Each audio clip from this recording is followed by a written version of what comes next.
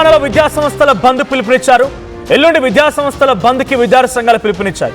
ASF, SFI, PDSU ఆధ్వర్యంలో ఈ బంద్ కొనసాగబోతోంది. అయితే నీట్ పేపర్ లీక్ దోషులను వెంటనే శిక్షించాలని కేంద్ర విద్యాశాఖ మంత్రి ధర్మేంద్ర ప్రధాన్ రాజీనామా చేయాలని డిమాండ్తో ఈ బంద్ కొనసాగబోతోంది. అయితే బంద్కి అన్ని విద్యా సంస్థలు సహకరించాలని కూడా ఆ విద్యార్థి సంఘాలు కోరుతున్న విద్యా సంస్థలు తప్పనిసరిగా ఈ బంద్లో పార్టిసిపేట్ చేయాలని వాళ్ళు రిక్వెస్ట్ చేస్తున్నారు. విద్యార్థులు శాంతియుతంగా బంద్లో పాల్గొని వినతి ఇచ్చారు. దేశవ్యాప్తంగా నీట్ పేపర్ లీకేజ్ వ్యవహారం దుమారం లేపుతోంది. కేంద్ర ప్రభుత్వానికి వ్యతిరేకంగా భారీ ఎత్తున ఆందోళనలు కొనసాగుతూ ఉన్నాయి. ఢిల్లీలోని జంతర్ మంతర్ దగ్గర ఎటువంటి ఉద్రిక్తత వాతావరణం నెలకొందో చూసాం. సో ఢిల్లీ నుంచి గల్లీ వరకు కూడా ఈ నిరసనలు కొనసాగుతున్నాయి. దేశవ్యాప్తంగా ఎవరికి వాళ్ళు ఈ రకమైనటువంటి పేపర్ లీకేజ్ జరగకూడదన్నట్టుగా ఆందోళన రేకెత్తిస్తున్నారు. సో ప్రజెంట్ ఇది దేశవ్యాప్తంగా ఒక రకంగా చెప్పాలంటే ఒక హైటెన్షన్ వాతావరణాన్ని క్రియేట్ చేసింది. ఎక్కడికక్కడ ఈ బంద్కి సహకరించే వాళ్ళే ఉన్నారు. సో ఏకగా ఢిల్లీ జంతర్ మంతర్ దగ్గర కాక్రోచ్ జనతా పార్టీ పేరుతో నిరసన వ్యక్తం చేస్తూ అక్కడ సోనం వాంగ్చుక్ నిరాహార దీక్ష చేపడితే ఆయనకు మద్దతుగా హైదరాబాద్లో, విజయవాడలో, ఇంకెక్కడ నెల్లూరులో, ఇంకో దగ్గర కరీంనగర్లో, వరంగల్లో ఎక్కడ పడితే అక్కడ సపోర్ట్గా వాళ్ళంతా ర్యాలీలు తీస్తూ ఉన్నారు. కాక్రోచ్ జనతా పార్టీకి మద్దతుగా నిలబడుతున్నారు. ఇంకోవైపు కాక్రోచ్ జనతా పార్టీ విద్యార్థులపై నిరసనలు వ్యక్తం చేస్తే వాళ్ళ యొక్క నిరసనకి అడ్డు వచ్చి వాళ్ళపై లాఠీలు జులిపిస్తే దానికి వ్యతిరేకంగా హైదరాబాద్ ఇందిరా పార్క్ కూడా దద్దరిల్లింది. అంటే ఏ స్థాయిలో మద్దతు వస్తుందో చూస్తూ ఉన్నాం. సో నీట్ పేపర్ లీకేజ్ జరిగినటువంటి సుమారుగా నెల రోజులకు పైబడి అవుతున్నా ఇప్పటివరకు no response from the government. ప్రధాని నుంచి కానీ, ధర్మేంద్ర ప్రధాన్ నుంచి కానీ, ఇంకోవైపు అమిత్ షా నుంచి కానీ, ఎవరి వైపు నుంచి కూడా కనీసం మినిమం కన్సర్న్గా చనిపోయినటువంటి విద్యార్థుల కోసం కూడా ఎవరు మాట్లాడిన దాఖలాలు కూడా లేవు. సో సిజేపీ పార్టీ దానికోసం ప్రొటెస్ట్ చేస్తోంది. సో ధర్మేంద్ర ప్రధాన్ రాజీనామా చేయాలి, నీట్ దోషులను శిక్షించాలి, ఇంకోసారి నీటికి సంబంధించి ఈ రకంగా జరగకుండా ప్రక్షాళన చేయాల్సిన అవసరం కూడా ఉందన్నట్టుగా భావించి విద్యార్థి సంఘాలు ఏఎస్ఎఫ్, ఎస్ఎఫ్ఐ, పీడీఎస్యూ బంద్ పిలుపునిచ్చాయి. ఎల్లుండి దేశవ్యాప్తంగా ఈ విద్యార్థి సంఘాల బంద్ పిలుపుతో ప్రశాంతమైనటువంటి వాతావరణంలో ఈ బంద్ కొనసాగుతుందా, లేదు దానికి వ్యతిరేక వర్గమైనటువంటి ఎన్డీఏ కూటమి ప్రభుత్వం ఆ విద్యార్థి సంఘాలు కానీ ప్రభుత్వాలు కానీ బంద్కు సహకరిస్తాయా, లేదు పోలీసులు సిజేపీ పార్టీలు జరిగినటువంటి ఉద్రిక్తత పరిస్థితుల మాదిరిగానే లాఠీ చార్జీలు చేసే ప్రయత్నం ఇక్కడ కూడా చేస్తారనే చూడాలి. సో బంద్కు సంబంధించి మరిన్ని అప్డేట్స్ ప్రతినిధి అందిస్తారు. సో మధు, ఏం జరగబోతోంది? పలు విద్యార్థి సంఘాలు ఏఎస్ఎఫ్, ఎస్ఎఫ్ఐ అండ్ పీడీఎస్యూ దాదాపుగా అన్ని లెఫ్ట్ ఆర్గనైజేషన్కి సంబంధించినటువంటి విద్యార్థి సంఘాలే బంద్కు పిలుపునిచ్చాయి. ప్రశాంతమైనటువంటి వాతావరణంలో బంద్ జరిగే అవకాశం ఉందా? ఇంకేదైనా ఉద్రిక్తత పరిస్థితి నెలకొనబోతోందా? దీనికి విద్యా సంస్థలు సహకరిస్తాయా? ఢిల్లీ గత 3 రోజుల నుంచి ఉద్రిక్తంగా ఉన్నటువంటి సిచ్యువేషన్. అన్ని పార్టీలు, విపక్ష పార్టీలన్నీ కూడా బీజేపీని టార్గెట్ చేస్తూ క్వశ్చన్ చేస్తా ఉన్నారు. ధర్మేంద్ర ప్రధాన్ రాజీనామా చేయాలి, ఆ కుటుంబాలకు సంబంధించినటువంటి వారిని ఆదుకోవాలి, చనిపోయిన విద్యార్థుల కుటుంబాలు అనేటువంటి డిమాండ్ చేస్తా ఉన్నారు.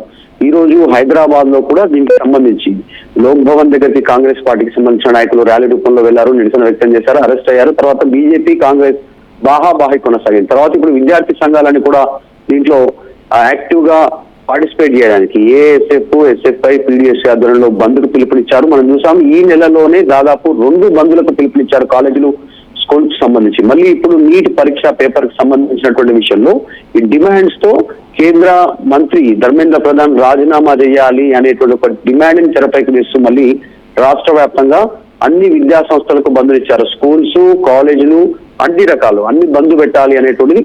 సో దాదాపు పీస్ఫుల్ గా కొనసాగేటువంటి అవకాశం ఉంది. బంద్ యథావిధంగా అన్ని విద్యా సంస్థలు పాటిస్తే, లేదంటే మాత్రం ఉద్రిక్తంగా మారే అవకాశం ఉండొచ్చు. ఓపెన్ ఉన్నటువంటి ఇన్స్టిట్యూషన్స్ పైన వీళ్ళు నిరసన వ్యక్తం చేసే అవకాశం ఉండొచ్చు, వాళ్ళపైన అటాక్ చేసే సిచ్యువేషన్ మనం చూసాం. ఈ బంద్కు సహకరించకుండా ఓపెన్ అయినటువంటి విద్యా సంస్థల పైన గతంలో దాడులు చేసిన సంస్కృతి గతంలో ఉమ్మడి ఆంధ్రప్రదేశ్ కూడా మనం చూసాం. సో కేంద్ర ప్రభుత్వంకి వ్యతిరేకంగా మరి ఈ రోజు ఇచ్చినటువంటి ఏఎస్ఎఫ్, ఎస్ఎఫ్ఐ, పీడీఎస్ కి సంబంధించిన దాంట్లో దీనికి ఏబీవీపీ కానీ, బీజేవైఎం కానీ వీళ్ళ నుంచి ఎట్లాంటి కౌంటర్ ఉంటుంది అనేటువంటిది చర్చ కొనసాగుతుంది. ఇంకా ఎన్ఎస్ఐ ఉంది, ఇంకా చాలా విద్యార్థి సంఘాలు ఉన్నాయి వివిధ రూపంలో. వీరి బంద్కు వారు కూడా సహకరిస్తారా, లేదంటే వాళ్ళు మరొక రోజు బంద్కు పిలుపునిస్తారా, ఎస్ఎఫ్ఐ కానీ వీళ్ళు కానీ అనేటువంటిది చర్చ ఉంది. మరి ఏబీవీపీ దీని విషయంలో ఎట్లా కౌంటర్ ఇస్తుంది అటువంటి చర్చ కూడా ఉంది. ఈ రోజు జరిగినటువంటి ఉద్రిక్త పరిస్థితుల నేపథ్యంలో రాళ్లు, కట్టెలతో అటాక్ చేస్తున్నారు. అందులో ఒక జర్నలిస్ట్ కి చాలా గాయమైనటువంటి విజువల్స్ మనం చూసాం. సో చాలా జరుగుతా ఉంది, ఉద్రిక్తంగా మారుతున్నటువంటి పరిస్థితి. ఈ నేపథ్యంలో తెలంగాణలో ఎట్లాంటి సిచ్యువేషన్ ఉంటుంది విద్యా సంస్థల బంద్ విషయంలో అనేటువంటిది కాస్త ఎల్లుండికి సంబంధించిన విషయంలో ఒక క్లారిటీ రానుంది. ఏబీవీపీ ఎస్ఎఫ్ఐ కూడా దీని మీద రెస్పాండ్ అయ్యేటువంటి సిచ్యువేషన్ కనిపిస్తా ఉంది. Thank you. సో మొత్తంగా పీడిఎస్యు, ఎస్ఎఫ్ఐ, ఏఎస్ఎఫ్ 3 విద్యార్థి సంఘాలు బంద్ పిలుపునిచ్చాయి. నీట్ పేపర్ లీకేజ్ ఇష్యూలో ఆ తర్వాత ధర్మేంద్ర ప్రధాన్ రాజీనామా చేయాలని, నీట్ పేపర్ లీక్ దోషులను కఠినంగా శిక్షించాలని చెప్పి ఎల్లుండి దేశవ్యాప్తంగా విద్యా సంస్థలు దీంట్లో పార్టిసిపేట్ చేయాలంటే బంద్ పిలుపునిచ్చారు. మరి దీనికి అటు అధికార పార్టీకి సంబంధించినటువంటి ఏబీవీపీ కానీ లేకుంటే ప్రతిపక్షాలు ఉన్నటువంటి ఎన్ఎస్యుఐ కానీ ఎలా రియాక్ట్ అవుతాయి? సో బంద్కు సహకరించేది ఎవరు, బంద్ని వ్యతిరేకించేది ఎవరు? పోలీసులు ఈ బంద్ని ఎలా చూస్తారు? ప్రభుత్వాలు ఈ బంద్ని ఏ రకంగా ప్రశాంతతమైనటువంటి వాతావరణం నడవనిస్తాయి? చూడాల్సిన అవసరం అయితే ఉంది. సో నిజంగా మీ అభిప్రాయం ఏంటి? నీట్ పేపర్ లీక్ దోషులను ఇప్పటివరకు శిక్షించకపోవడం కానీ, ధర్మేంద్ర ప్రధాన్ రాజీనామా చేయాలనే డిమాండ్ ఇప్పటివరకు ఎటువంటి పరిస్థితుల్లో రెస్పాండ్ అవ్వకపోవడం కానీ, అసలు నీట్ పేపర్ లీకేజ్ జరగలేదన్నట్టుగా ప్రభుత్వం వ్యవహరిస్తున్న తీరును మీరు ఎలా చూస్తారు? మీ అభిప్రాయాన్ని కామెంట్ చేయండి.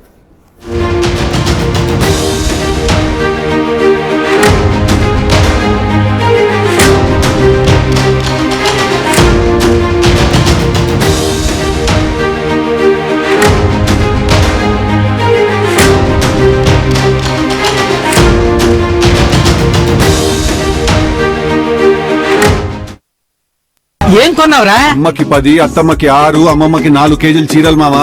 అబ్బో, ఇక్కడ కేజీ చీరలు కొంటే అర కేజీ చీరలు ఫ్రీ అంట. Churidar, men's wear, kids wear 1+1, 2+1 మస్తు ఆఫర్లు ఉన్నాయి. మరి ఇంకా మాంగళ్య ఆషాఢం కేజీ సేల్ అంటే తెలుసు కదా. మాంగళ్య షాపింగ్ మాల్ కేజీల్లో సేల్, టన్నుల్లో ఆనందం.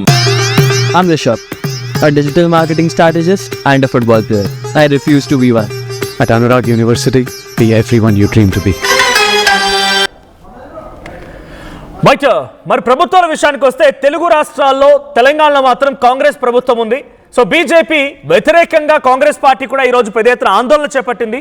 ఎక్కడెక్కడ నిరసనలు వ్యక్తం చేసింది. ఇందిరాగాంధీ స్టాచ్యూ, ట్యాంక్ బండ్ దగ్గర నుంచి మొదలుకుంటే లోక్ భవన్ వరకు వెళ్ళి నిరసన తెలపడానికి సిద్ధమైంది. మరి ఇప్పుడు ఈ సిచ్యువేషన్లో ఎల్లుండి బంద్కి ఇక్కడ ప్రభుత్వాలు సహకరిస్తాయా? ఇక్కడి విద్యార్థి సంఘాలు కాంగ్రెస్ పార్టీ అఫిలియేటెడ్ ఉన్నటువంటి ఎన్ఎస్ఏ విద్యార్థి సంఘం కూడా దీంట్లో పాత్ర తీసుకుంటుందా? సో ఎలా ఉండబోతుంది చూడాలి. బట్ దేశవ్యాప్తంగా విద్యా సంస్థలకి బంద్ పిలుపునివ్వడం అనేది ఒక్కసారిగా ఆందోళన రేకెత్తిస్తోంది. ఎల్లుండి దేశవ్యాప్తంగా బంద్ పిలుపునిచ్చారు ఈ విద్యార్థి సంఘాలు. సో ఇప్పటికే సిజేపీ పార్టీ ప్రొటెస్ట్తో దేశవ్యాప్తంగా దద్దరిల్లిపోతున్న సిచ్యువేషన్.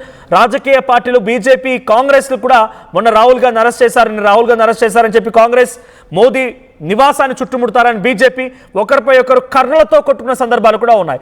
తెలంగాణలో ఇటు ఇరు వర్గాల మధ్య తోపులాట జరిగింది. పెద్ద ఎత్తున బీజేపీ కార్యాలయం చుట్టుముట్టేందుకు కాంగ్రెస్ నాయకులు, కాంగ్రెస్ గాంధీ భవన్ చుట్టుముట్టేందుకు బీజేపీ నాయకులు వచ్చి బాహాబాహికి దిగారు. వాళ్ళ సత్తా ఏంటో చూపిస్తామన్న రకంగా నిరసన వ్యక్తం చేశారు. అటు విజయవాడలో ఏకంగా కాంగ్రెస్ బీజేపీ నేతల మధ్య కర్రలతో దాడులు చేసుకున్నారు. ఇరు వర్గాల వారికి కూడా గాయాలైన పరిస్థితి ఉంది.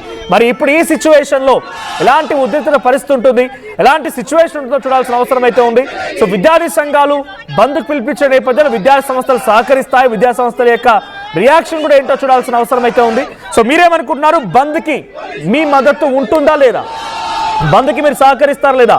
మీ అభిప్రాయం ఏంటో కామెంట్ చేయండి. At the same time CJP, cockroach Janata Party తీసుకున్నటువంటి నిరసన నేపథ్యంలో ఎటువంటి అభిప్రాయంతో మీరున్నారో కూడా కామెంట్ చేయండి. ఒకసారి మీ కామెంట్స్ కూడా నేను చదివే ప్రయత్నం చేస్తాను.